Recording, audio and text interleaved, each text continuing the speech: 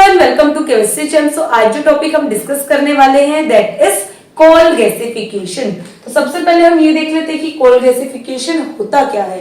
Coal gasification का मतलब है जो हमारे पास कोल प्रेजेंट है उसको अगर हम कन्वर्ट कर दे सिंथेटिक गैस के अंदर तो इसी प्रोसेस को हम बोलते हैं कोल गैसिफिकेशन। तो चलिए अब देखते हैं कोल गैसिफिकेशन होता किस तरीके से है। तो सबसे पहले हमको क्या करना है, कोल या फिर हम बोल सकते हैं फॉसिल फ्यूल या फिर ऑर्गेनिक मटेरियल हमको लेना है और उसको क्या करवाना है, अगर वो कन्वर्ट हो जाए किसके अंदर, अगर वो कन्वर्ट हो जाए carbon monoxide, hydrogen and carbon dioxide gases के अंदर, तो इसी प्रोसेस को हम क्या बोल देंगे, कोल गैसिफिकेशन के अंदर।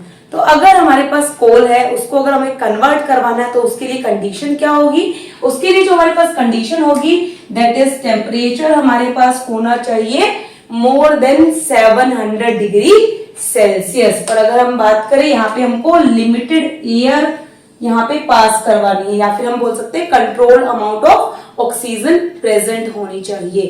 तो आफ्टर प्रोसेस जो हमको गैस मिलेगी उसको हम बोलते हैं सिन गैस या फिर हम बोल सकते हैं क्या, प्रोड्यूसर गैस।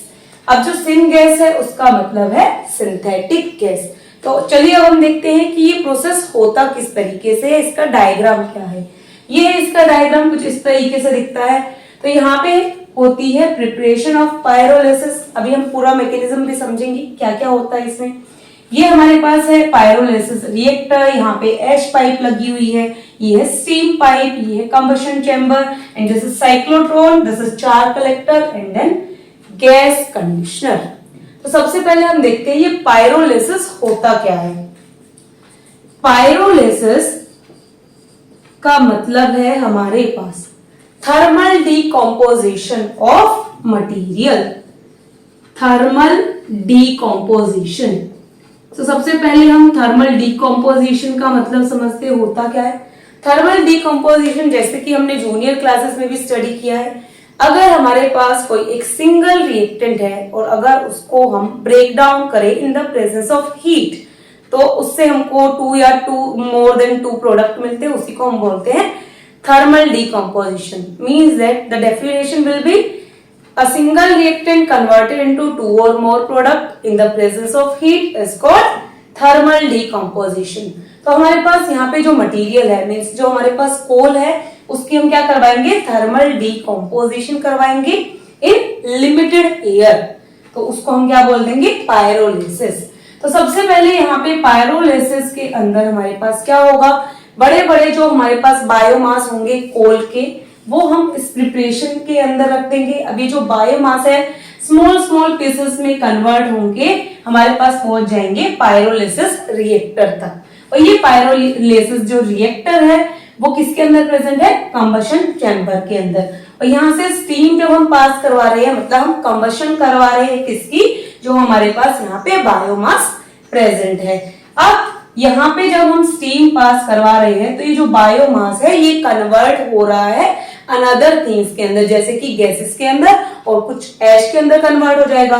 तो जो ऐश है वो यहाँ ऐश पाइप से हम कलेक्ट कर लेंगे और यहाँ से हम दे रहे हैं स्टीम ताकि जो कंबशन का प्रोसेस है वो चलता रहे।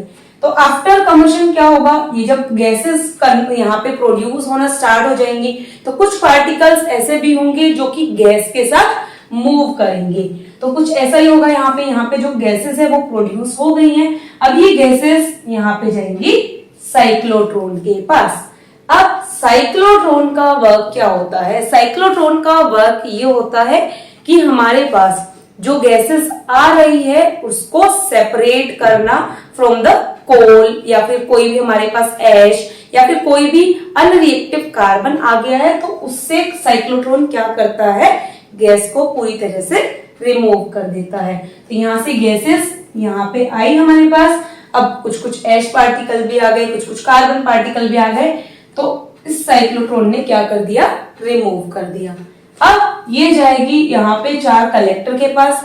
तो पूरी तरीके से जो गैस है हमारे पास वो रिमूव नहीं हुई है अनरिएक्टिव कार्बन से, तो ये चार कलेक्टर क्या करेगा, ये जितनी भी हमारे पास कार्बन होती है अनरिएक्टिव उसको ये क्या कर देगा, पूरी तरीके से रिमूव कर देगा। तो जैसे ही इसने पूरा रिमूव किया ये गैस वापस से साइक्लोट्रॉन में आएगी एंड ये गैस कहाँ चली जाएगी, गैस कंडीशनर में।